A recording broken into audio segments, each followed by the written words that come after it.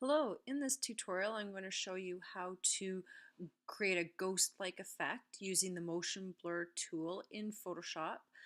Today we're going to work with a picture of my daughter. She loves to pose for the camera, and so we are going to create an eerie type of supernatural effect on her today. So let's get started.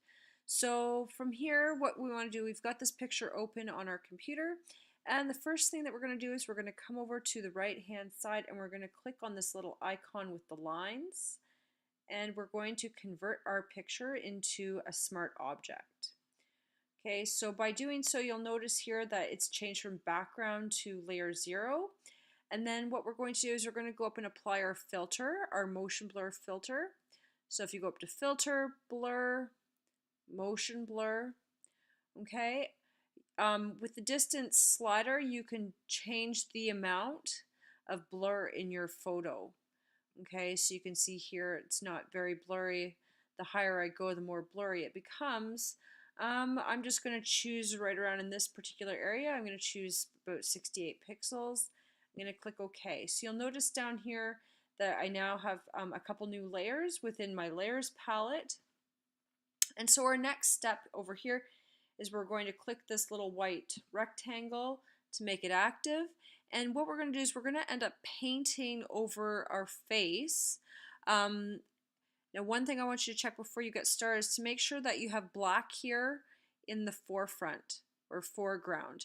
If it appears something like this, you need to hit these little arrows to have it reversed. So the black needs to be in the foreground, and you're going to come up here and click the paintbrush, and you want to make sure that your opacity is set to 25. So by default it defaults to 100. You want to reduce that to 25%, and you're going to come over here and pick a nice soft brush, and you're going to set the pixels to around 300. Okay, and then you're just going to go over the face of your person. Okay, and you can see here as I'm painting it that the face is becoming more clear.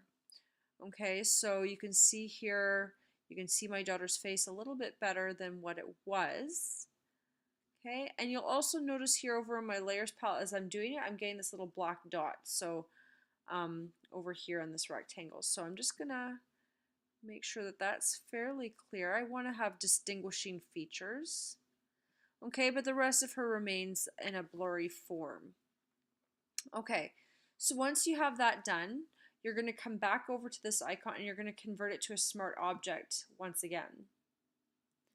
Okay, so basically it's grouped all of those layers together, and now I'm going to come back up to filter and I'm going to go into filter gallery this time.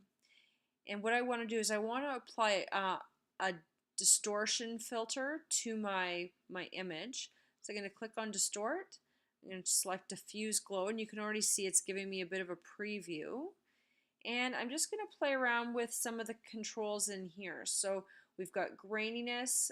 If we play around with those sliders, you can see the different effects that it takes on.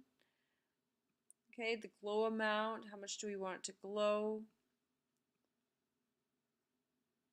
Okay, and then the clear amount. So you can see all of that. So what I want you guys to do today, my values I'm going to change to 2, 10, and 10. And once I have that, I'm going to select OK. Okay, so you can see the transformation starting to take place. The next thing I want you guys to do is where it says Filter Gallery in your Layers palette, I want you to click this little slider, and you're going to reduce the opacity down to 90%. So you can see here it just brought it down a little bit. If I'll show you again. Okay, so I'm going to bring it down just ever so slightly. Okay, and then the next step is that we're going to go and apply an adjustment. So there's the adjustments tab there. You're going to click that, make that active, and then you're going to click on hue saturation. And you're going to drag the hue slider all the way to the right till it says 180 degrees. So we've gone and we've stripped a lot of the color out of that particular picture.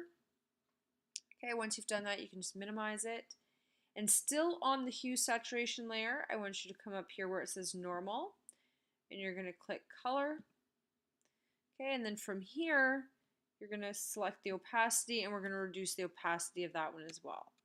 So that's it for this tutorial on how to create a ghost-like image using Photoshop. When you're done, click File, Save As, and change it to a JPEG. Okay, I'm just going to call it Ghost Tutorial, and I'm going to save it. And that concludes this tutorial.